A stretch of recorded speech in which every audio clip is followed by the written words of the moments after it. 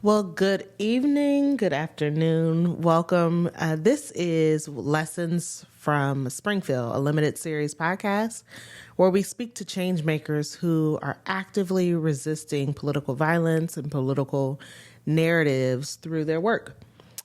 For those unfamiliar, Springfield is a small southwestern city southwest of Columbus, Ohio. The city has been the center of the nation's gaze due to baseless inflammatory language from our current president during the presidential debate stage in September when he accused Haitian migrants of eating pets. The claim was quickly refuted as false, but it began to spread like wildfire, and it really led to civil unrest, racial tension, and a number of even bomb threats. This moment reflects broader tensions around political violence, misinformation, and really how narrative shapes the basis of what we see. Today, I am joined by Kerry McCarthy. He is the executive director of the Ohio Mayor's Alliance. Kerry, welcome. Thanks. It's great to be here. Thanks for having me. Before we jump in, can you introduce yourself and the work that you do? Sure. Well, Kerry McCarthy, I'm the executive director of the Ohio Mayor's Alliance. We represent the mayors in the 31 largest cities in Ohio. We mostly do state-level advocacy, so advocating on behalf of our cities to the state legislature. But we also do some other work as well. We really help cross-pollinate good ideas between our mayors and our local leaders. So we do a lot of best practice sharing. Cities are in many ways laboratories of democracy. Through our existence, we've been in existence since 2016, and we've seen some pretty remarkable challenges from COVID to social unrest and police violence and just a variety of unique challenges. The group that we have of mayors, these local leaders, bipartisan leaders, coming together and helping to solve some of those problems, learning what's working, what's effective in their local communities, and then adopting those good ideas in their communities is the second thing we do beyond state level advocacy. And then the two other things that we do are really just helping to connect our cities to state agencies and resources, both at the state level and at the federal level. There's been, under the previous administration in the White House, there's been a tremendous opportunity for cities to draw down federal resources to support a wide variety of changes and opportunities in our cities. So really helping to facilitate that. And then lastly, it sort of supplements our advocacy efforts, but really promoting the value and importance of Ohio's cities on our overall state and our statewide economy. And so, really telling the story of Ohio's cities and metropolitan regions and the valuable role that they play in driving regional growth and supporting our statewide economic success is the fourth component of what we do. But we have, a great group of mayors here in Ohio. We represent a number of cities here in Cuyahoga County and northeastern Ohio. From Cleveland, of course, and then, out east, we represent Euclid and Cleveland Heights, and then over to the west side, we've got Lakewood and Parma and Strongsville. So we just have some great leaders here in northeast Ohio and across the state. And, while many of our large municipal leaders are Democrats, we also represent a number of Republican mayors, including the mayor of Springfield. And we take our bipartisanship very seriously. But really, most of the municipal issues are not that partisan. There's, a repeated saying that often gets noted in our group that there's no Democratic or Republican way to fill a pothole. Most mayors, want to just govern and lead their cities and promote as much prosperity across all sectors as they can. And, there's really a common ground on that. So it's just been a joy to work with these, innovative local leaders, and, happy to share a little bit about the work we did in Springfield. Yeah, I really love to jump into that, but I want to hone in on the fact that it is bipartisan. And how do you all come to consensus? How do you draw decisions and make decisions in a bipartisan nature when so much is polarized in our politicians? Yeah, thank you for the question, because I'm really proud of that fact of our work. I mean, we're in many respects, I think, one of the last true bipartisan organizations around, and as I said, we take that pretty seriously. how we come to consensus, when it comes to municipal issues, whether you're a Republican or Democratic mayor, you want to protect the fiscal health of your city. Whether you're a Republican or Democratic mayor, you want to make sure that you have a safe community to live in. Whether you're a Republican or Democratic mayor, you want to make sure that economic success extends to all, elements of your community and all community groups. Whether you're a Republican or Democratic mayor, you want to make sure that you're protecting home rule and local control.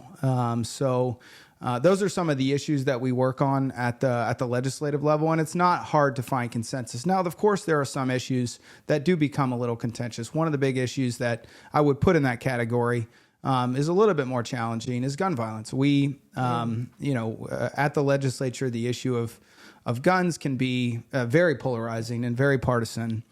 I think, and we have tiptoed into that issue, but I think the recognition, especially last year, the post-pandemic spike in crime, and it's come down considerably, by the way, in many of our cities, including Cleveland. It's come down considerably due to, in my judgment, many investments that our cities have made in a cross-sector approach to proactively address and reduce violence. But the way we've navigated that is we've really just tried to identify areas where there's common ground amongst local leaders, Republican and Democratic leaders, to identify common sense solutions and come together around a unified agenda to help address gun violence at the state level. And so, there are also some issues that we haven't come to consensus around, and when that comes up, we just decide that's not for us to take on right now. So it's important to us, the legislature,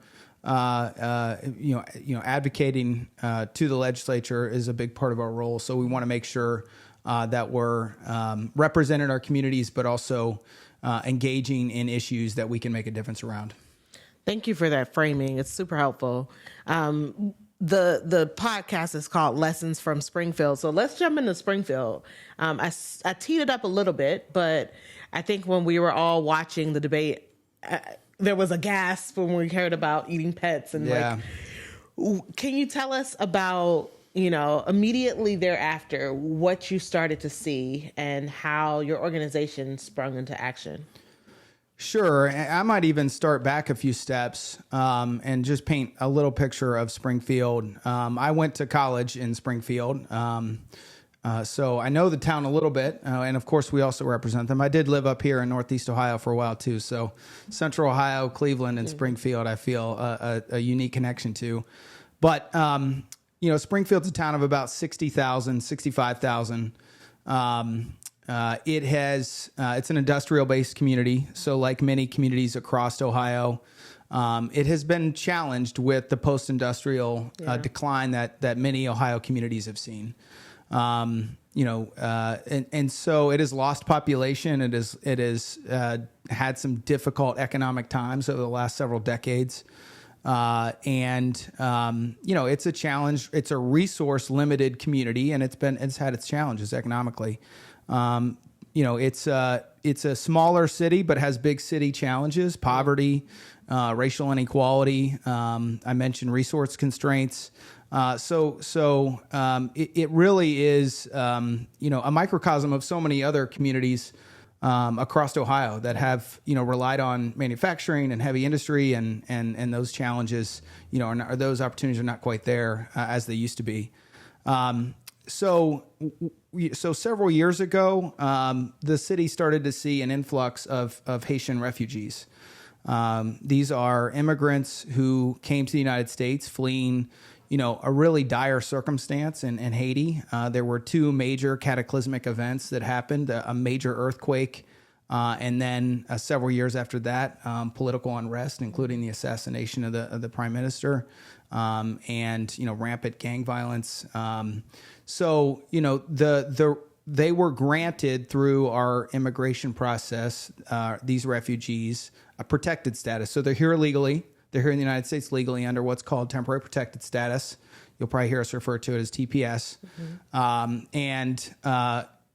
And they came to Springfield, and a lot of people ask why Springfield. Yeah, how did they end up in Springfield, Ohio? I don't know that anybody has a precise answer, but generally as I understand it, there were opportunities there, job opportunities in manufacturing facilities. As Haitians started to come here, they started to see there was opportunity in Springfield. There were job openings, and like many things, you have somebody that moves to a community, and you say, well, hey, I'm going to go to that community as well. And I think what we saw over the course of a lot of the public debate around Springfield is many in the employer community saying, hey, these are great workers. They show up on time. They're reliable. They're dependable. And it just created a groundswell of opportunity for Haitian refugees coming to the United States and coming to Springfield. And so for 3 or 4 years preceding the presidential election last fall, there had been a pretty significant influx of Haitian refugees. I think to the tune of about 15 to 20,000, which is a very big influx of people, of any type of people, in a singular community. And so there was some tension in the community Sure. just before the presidential election. I think we talk about the municipal level, any type of change is hard, whether it's putting in a new bike lane or something as simple as changing the days of trash collection. But when you have 20,000 new people, 20,000 new people coming to your community from a different culture, there's going to be tensions, and that's, Sure. That's understandable. But what happened in November really kind of set the community on fire with some of those false and inflammatory claims that you mentioned during the debate, which aren't even worth repeating because they're so baseless and untrue. But that really put Springfield in the national spotlight in a really dangerous way. And, the Mayor Robrew, and his city manager were really trying to hold the community together through all that. And, I know we'll get into it through the conversation, but I wanted to just kind of set the stage for, what was happening before the presidential debate and then what happened after. It was commendable how they tried to navigate through all this to try to keep their community together. Yeah. As somebody who's from Youngstown and grew up in the 90s, I definitely, my heart goes out knowing how manufacturing industries have really left so many of our cities depleted. But when you have a group of folks who are willing and ready to work, then you take advantage of it, right? I think what you described is similar to how many immigrants and many migrants, particularly African Americans, made their way north into our cities and our towns to whether it's Pittsburgh, Youngstown, Cleveland, to come and work and to find work. Tell me about the jobs the manufacturing jobs that were being provided and why they weren't filled in the first place. Yeah, I don't know that I can really speak to that with any authority. I mean, Okay. the manufacturers that were prominently featured in a lot of the news stories were, I think one was a metal manufacturer of some sort. But they really just emphasized how hard it was to have consistent workers showing up on time there every day. And it seemed to me, just reading, and following that narrative, that the Haitian refugees really filled that gap in an important way. Just the consistency, the reliability, and the work ethic. And just, Springfield was growing. I mean, as we talked about it, it had reversed 2 decades of population decline, in large part because of new Americans that are coming here from Haiti.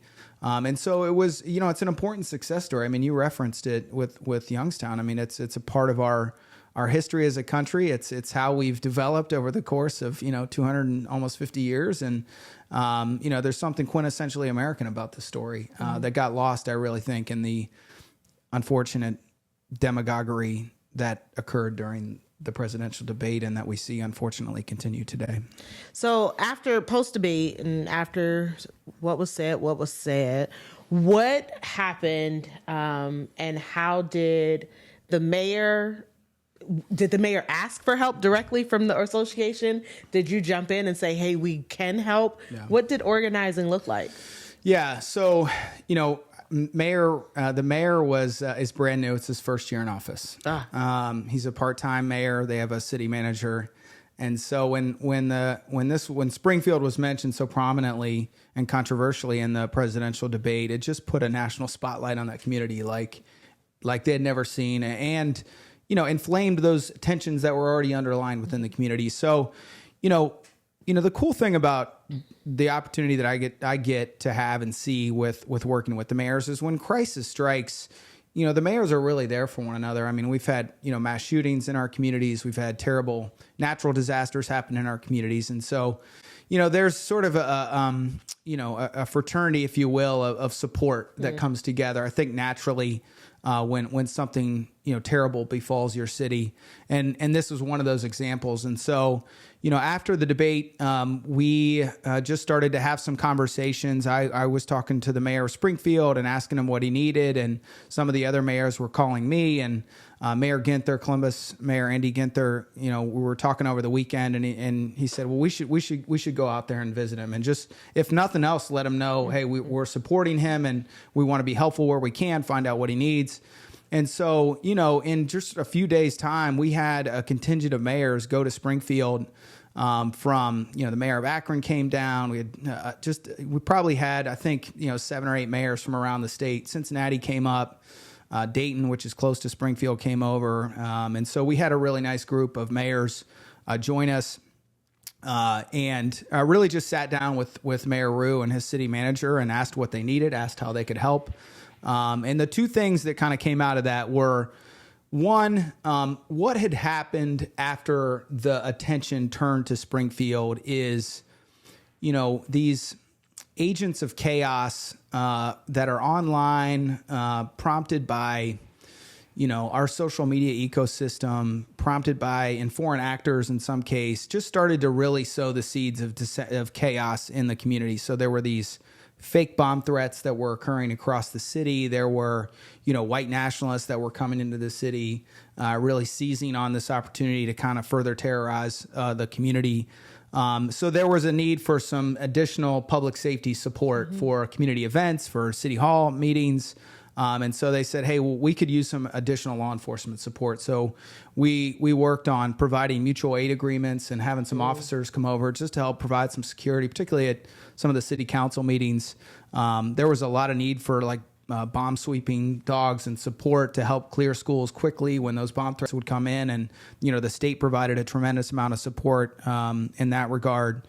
So support for local law enforcement, and we helped coordinate some of that to support the city. But then the other thing that they said is, hey, we have no money to deal with these costs. We are, we're taking on these additional costs, and we're, as I said, we're not a resource abundant community. And so we ended up starting an emergency relief fund for the city of Springfield, and we raised about $100,000 from the philanthropic community and provided it to the city to help deal with some of the costs, whether it was translation services through City Hall, or some additional security functions that they had to put on some of the other public buildings. So we provided some support from a public safety standpoint, and then some funding support to just help the community get through the challenge. And I'm so thankful to the mayors who helped really step up and lead that effort. But also, I should shout out, Governor Bob Taft is on our foundation board. Nice. And he was at the meeting as well. He lives in Dayton now, and so he was over there, and he really helped with some of that fundraising effort as well. So it was a good team effort, but it was we were glad to help, and I'm sure it wasn't enough, but we glad to help our communities how we can. It sounded like you really put your money where your mouth is, and leveraged the connections, but said, hey, we're going to show up in a tangible way. That's not just, showing up is important, but helping resource the community is invaluable.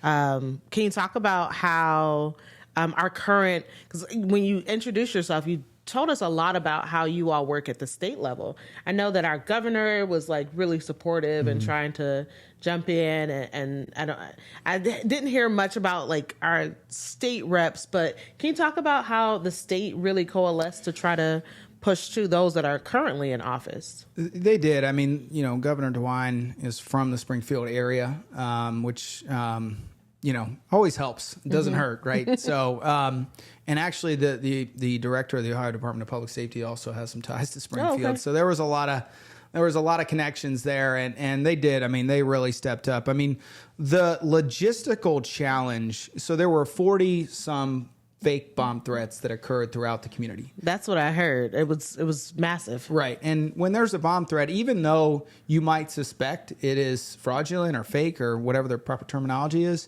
you still have to sweep the building. Yeah. You can't take those for granted. And so these were coming into public buildings, schools. Wittenberg University had similar threats. And so you have to take all of them seriously, even if you're strongly suspicious that it's a hoax. And so, what the state really helped to do was put some boots on the ground there to really get the schools, particularly, get the bomb sweep and the bomb sweeping dogs through there quickly, so they could get the kids back in the building safely. And that was really a Herculean effort. So the state really came through, and I know they did a bunch of other things. One of the actual practical challenges, I think, within the community was the driving instructions for the Haitian refugees that were there. That was an issue. And so the state really kind of stepped up to say, hey, we're going to provide some additional resources to help provide a little bit more driver training for folks. And so they did that as well. And they really stepped up to the plate in a big way. And I know the Springfield community is very appreciative, and we were very glad to see that happen in one of our communities. Yeah. We, further in the podcast, we'll be talking to other folks in the network who jumped in. I know we had some faith folks in the part of the faith community, and interfaith, just activists, leaders, organizers who were really trying to be a part of sustainable solution. What I'm hearing you talk about is how governance is not, pretty. It's not easy. It's all of these moving parts. And I think a lot of people are on the sidelines thinking, "Oh, I can do that." Can you just from a logistics standpoint, you guys have a lot of moving parts that you are trying to help government officials navigate. Maybe a listener is interested in getting involved and being a public servant. What advice would you have for somebody trying to do that in this time and climate? Yeah, I think it's, obviously very important to have leaders of good character who are in it for the right reasons, step up to the plate and be involved. I think, there's this assumption, especially in a situation like this, which is really a national issue, that the local leaders have more control than they do. There's a lot of assertions that the city was bringing, the Haitian refugees there, and the city really had no control over it one way or the other. They were arriving there for the jobs. There wasn't any really coordination with, the Homeland Security and immigration services. They just sort of ended up in their community for the prospective jobs. So the city really didn't have anything to do with it. But even if there weren't the cultural tensions that exist, having 20,000 new residents in your community, you have to make some adjustments. You have to navigate, and I think. And then you layer on the partisan politics on top of all that. It was very difficult, I think, for the city. And the city oftentimes, and this what I'm about to say may run counter to encouraging people to get in the office, and I don't mean it that way. It was just very difficult because the city commission and the mayor became sort of the outlet for the community to express their discontent. Even though they really had little control over the situation. And, there was a lot of ugly things said at some of those commission meetings directed at, the city leaders. But that's part of the job as a city leader, right? You step into the breach when there's a crisis in your community. And, part of what you're going to hear, I think, from some of our other partners in this network is some of the things they did to try to support in a positive way the city and the community. Those don't often get the headlines like the negative stuff does, but it's really meaningful when it happens. And and that's the part of leadership is being there to lift up your community and push back when things are turning in a negative way. And it's not easy, but I give the Mayor Rue and his entire team and the city a lot of credit for stepping into that breach and what was an incredibly difficult and tumultuous challenge. Yeah. I know we're nearing the end, so I wanted to ask if you could shift one dominant narrative about the public discourse right now, what would it be? Yeah, I think I touched on it earlier, which is, the story of new Americans coming here, searching for a better life, finding prosperity is a quintessentially American story. You mentioned, African Americans moving up from the South to the North to find good jobs. I mean, Irish Americans or Irish people came here for the same reason. I mean, wave after wave of, our history involves immigrants coming here seeking a better life. Mm-hmm. And that is something we should embrace, not reject. And if I could, wave a magic wand and change the narrative over this whole thing, that's exactly what I would change. It's in Ohio, specifically, is not growing as fast as our neighboring states. So we're having as a state, we're having the same challenges at that state level that some of our cities are having. Just how do we keep up? How do we maintain population? How do we grow? How do we prosper? How do we bring people here in a way that strengthens our economic vibrancy? And, new Americans and immigrants are a big part of that story. If a listener wants to take action, what would be your call to action? Yeah, I think there's probably a lot of different ways to answer that question, but I think the way I would answer it is just, make sure that you try to understand the issue and the challenge of immigration in a thoughtful, objective way. It's such an emotionally charged discussion, and that's how some people want it.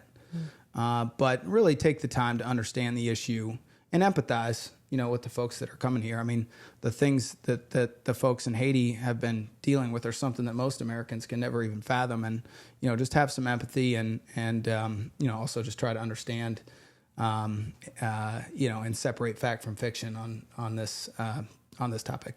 Thank you. Yeah. Thanks for having me. If folks are looking to for your website, how can they find you?